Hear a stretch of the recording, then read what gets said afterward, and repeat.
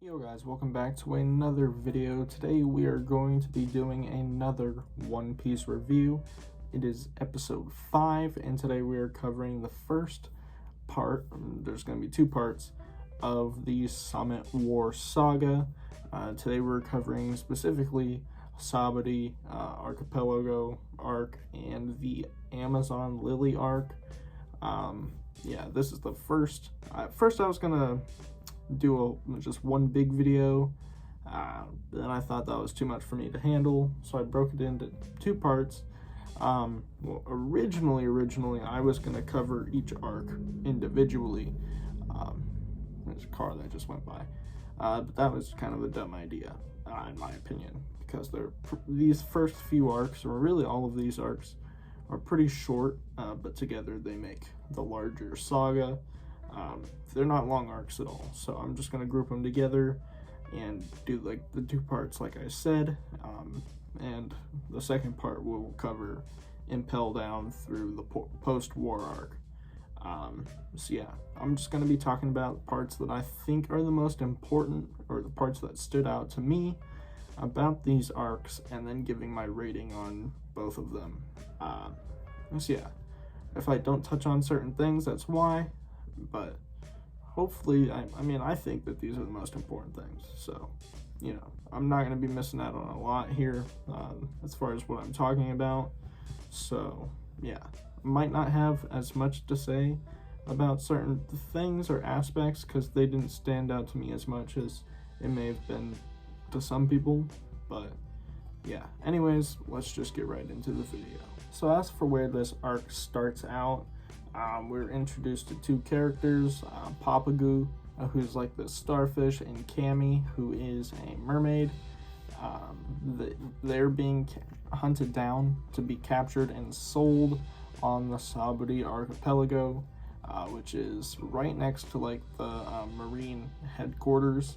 So there's a lot of traffic from like government officials, but at the same time it's also like the last stop between, it's like on the red line where it's in between the New World and what we have known so far. I don't really know what to call it.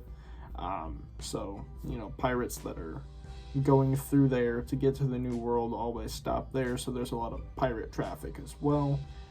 So it's a hot spot for like the slave market and stuff like that, a bunch of corruption, but you got to be very careful because again, marine headquarters is right there, so there's like admirals and all of these other powerful navy officials that come through there as well. We have Hachin, who is the second hand man to, or right hand man, to Arlong, who already was defeated by Luffy way back in the East Blue.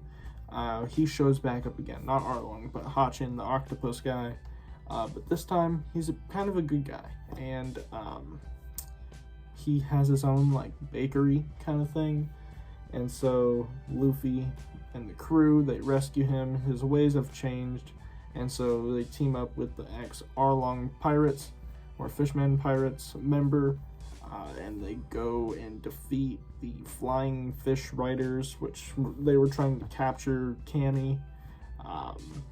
They fight them. Their leader is this guy named Duval, and he has a grudge against Sanji because the way Sanji's face looks on the stupid wanted poster isn't actually his face, but just so happens to look exactly like the face of Duval.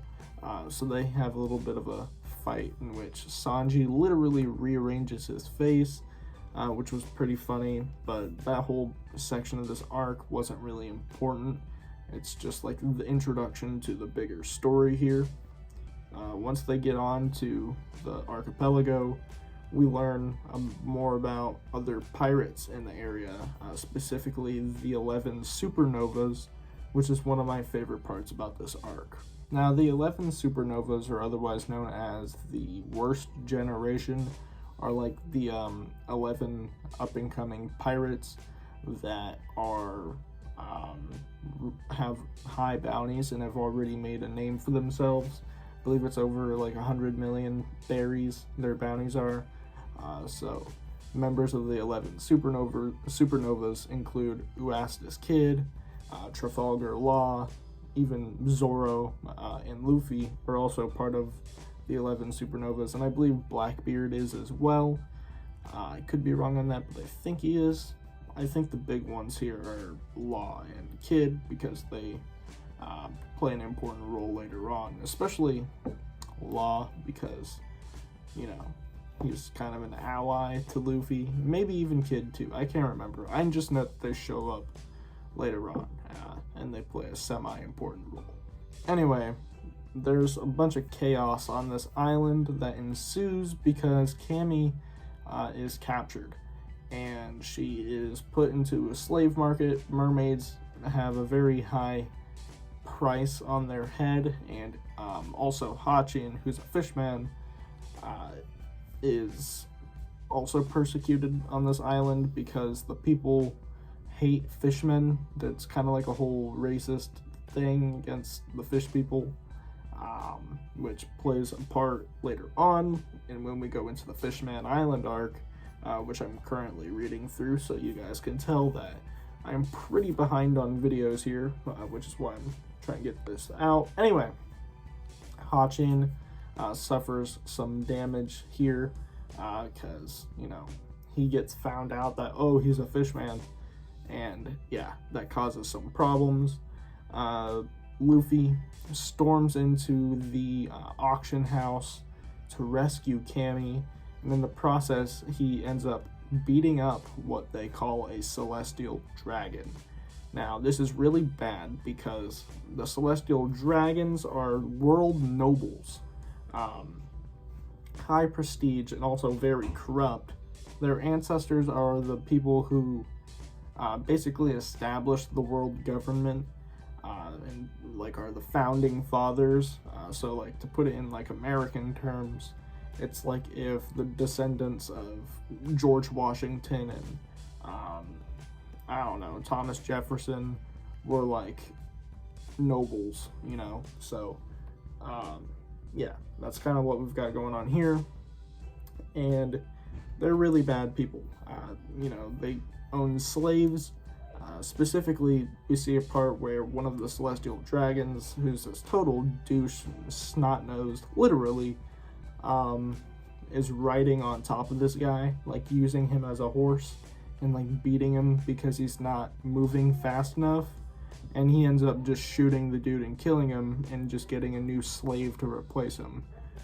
They have no regard for other human life and just see everybody as like peasants. Now, it's the celestial dragons and the slaves and all this corrupt government stuff that gives this arc a very sinister undertone, which is really what makes this arc for me.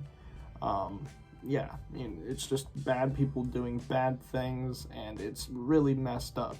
And that's why I like this arc so much, because it explores those darker elements that you wouldn't think a series like One Piece would explore. And that's one of my favorite parts about One Piece in general is, you know, it's all fun and goofy and all that, but then it hits you with some crazy stuff and you're like, whoa. Just a total tonal shift that One Piece does quite often, and that's what keeps me intrigued. Anyways, Luffy ends up attacking one of these celestial dragons in order to save Cammy, the mermaid, who's about to be sold off. And this causes a lot of problems because if any of the celestial dragons are harmed or touched or whatever, an admiral straight from Navy headquarters is sent there immediately to take care of the threat. And as we've seen from Aokiji way back in Water 7, you know, the admirals are no joke, and here we are introduced to another of the three admirals named Kizaru, who has the power of the light fruit or whatever. This man goes crazy and is just as powerful as Aokiji, so chaos ensues. There's a bunch of Marines and Navy government people that show up. All of the 11 supernovas are here fighting. There's warlords involved. Kuma, the bear guy, who we saw in Thriller Bark, he shows up. It's like this whole battle and yeah, just utter chaos. I forgot to mention, but the whole reason why they're in Sabaody to begin with is to get their ship coated with this special serum stuff that allows their ship to go underwater, because their next stop is Fishman Island. But in order to do this, they have to seek out this man named Rayleigh, who turns out to be Dark King Rayleigh, who is the right hand of Gold D. Roger, the Pirate King. So Luffy ends up, and the whole crew ends up meeting this dude who is crazy powerful, just this old guy, and he ends up being a really cool character. He offers to tell Luffy where the One Piece is at one point, in which Luffy declines, because he's like, "Nah, Marl, I'm gonna go find the One Piece on my own. It'd be cheating, right?" He also knows everything about the poneglyphs and like the I forget exactly what it is, but like the couple 100-year gap in history and the poneglyphs and stuff like that. He offers to tell Robin all of the secrets, and again she declines because she wants to make that discovery for herself, and she's going to, because she's with Luffy, and Luffy, you know, she can achieve her dream through Luffy and his adventures. So if Rayleigh were to spoil everything here, their journey would end, pretty much. So they deny his offer. Anyways, during all this chaos, we get to see Rayleigh fight against Kizaru, the Admiral, in an awesome fight. I swear, Kizaru has one of the coolest abilities, being able to turn his body into light particles. I believe it's what you call a Logia type fruit, being able to turn your body into things or manipulate your body composition. So like, I don't know if Luffy's is a Logia or a Paramecia, I can't remember, but I know Ace, who's able to turn his body into fire, or Blackbeard, who can turn his body into darkness, characters like that. I think, or is Blackbeard's Paramecia? I don't know, I can't remember. But it's one of those kinds of fruits, which are some of my favorite. Smoker, Crocodile, those are also two examples. Then comes Kuma, the Warlord, and this is where things really get serious and sort of the, I guess not highlight, but the climax of this arc. Kuma, everybody's trying to run away. There's Straw Hats, they're trying to split up, but there's a bunch of Kumas. Like, there's several, and we don't exactly know how or why. We know that he's like a cyborg, so how is this guy being like mass produced? I don't know. I don't think we're supposed to know at this point. Anyways, his whole power, as established before, is that he erases things in front of him. And so that's what he starts to do to the Straw Hat crew one by one, just killing them off. He just makes everybody disappear, beating them up, and then whoop, they're gone, right? He does this to all of the crew, and then Luffy is left to despair, believing that all of his crew is dead. And of course, you know, we're not, at this point, not even halfway through the series yet, so we know that his crew isn't dead. But at this point, you know, he thinks that everybody has just died, because what we don't know about Kuma's power, which I'll talk about when I get to talking about the Amazon Lily arc. Luffy believes that his entire crew is dead, and everybody just disappears.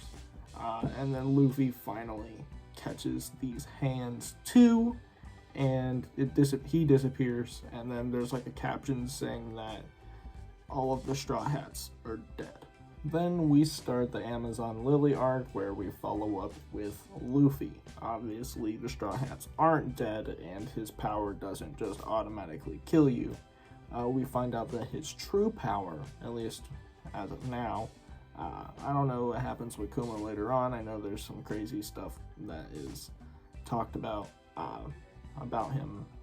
I'll get into that in another video, but as of now, what we believe his true power is that instead of making things disappear, whatever he like makes disappear, it's actually him just yeeting it so freaking hard that it just seemingly disappears, but it's just yeeted at like the speed of light and just flies through the air for 3 days and 3 nights.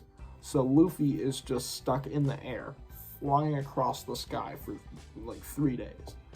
That is how hard Kuma just yeeted this man.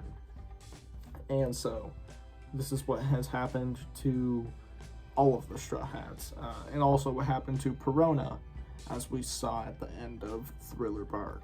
So Luffy crash lands on an island, which turns out to be inhabited by exclusively women, basically like the Amazonians, or as what they're called in this series, the Kuja.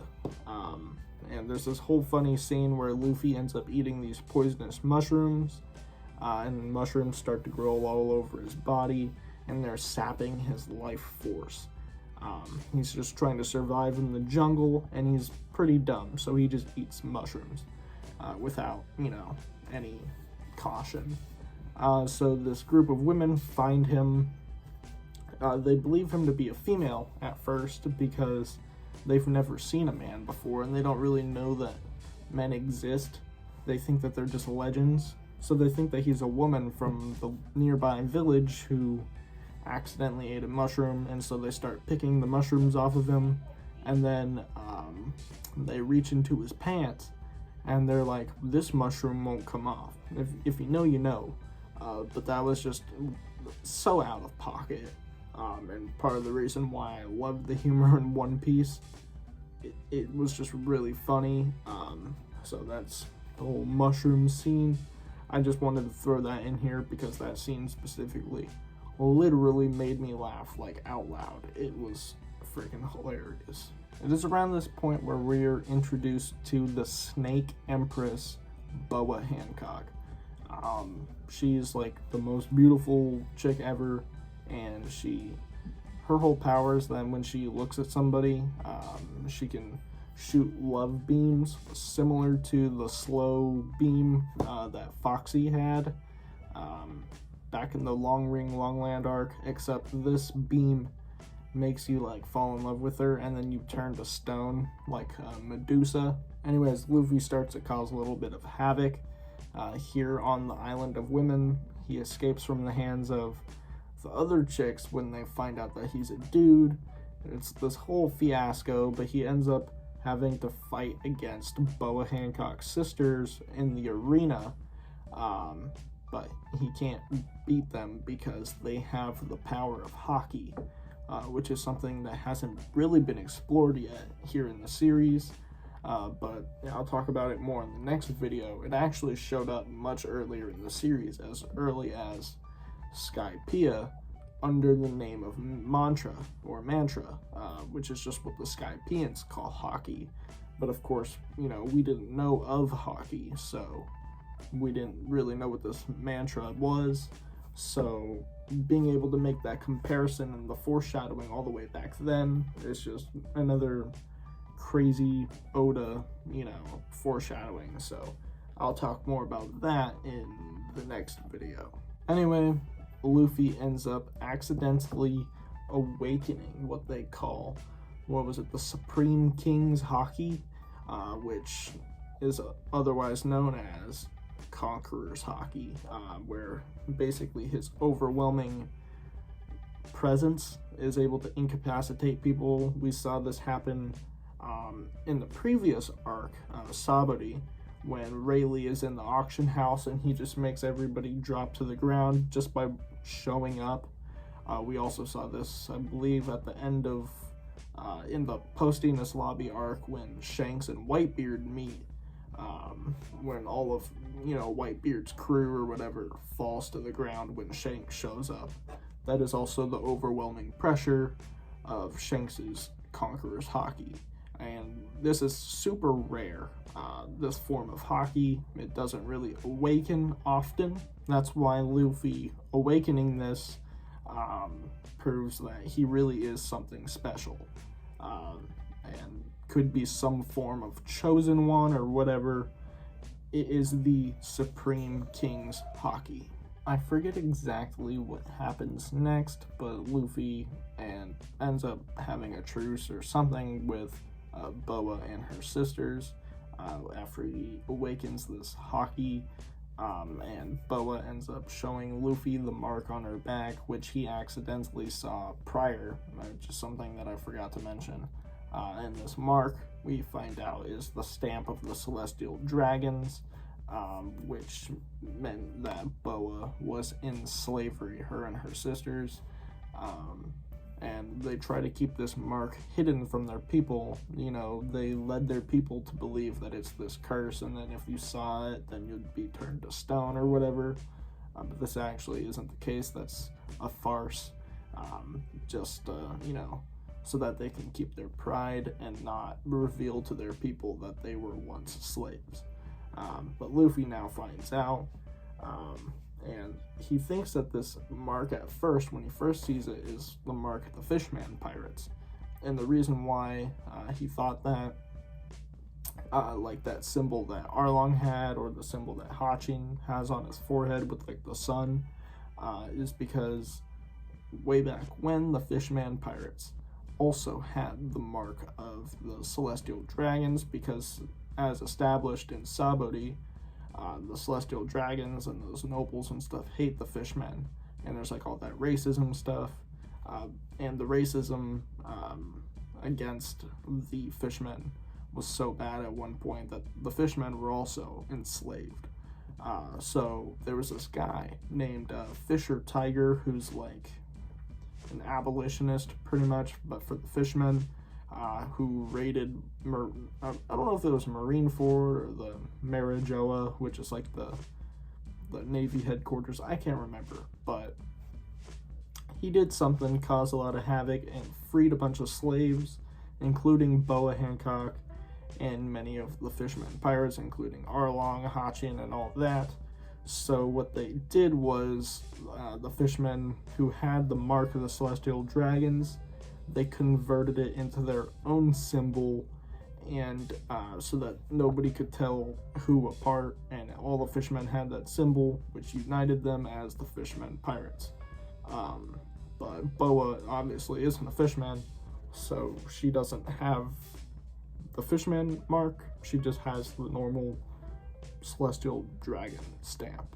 So now Boa Hancock ends up falling in love with Luffy, and Luffy asks her to take him to Impel Down, where he can go save Ace, because here at the end of the arc he finds out that Ace is to be executed by the government, obviously, and he's being held at the prison Impel Down. Now, Luffy normally couldn't get in there, but earlier in the arc, Boa Hancock was summoned by the government, as she is one of the 7 warlords, and she denied the summons. But if she accepts the summons, she can secretly carry Luffy with her, and bring him where he needs to go. And so that is where we'll pick up in the next arc, Impel Down, where Luffy is on his way to rescue Ace from execution.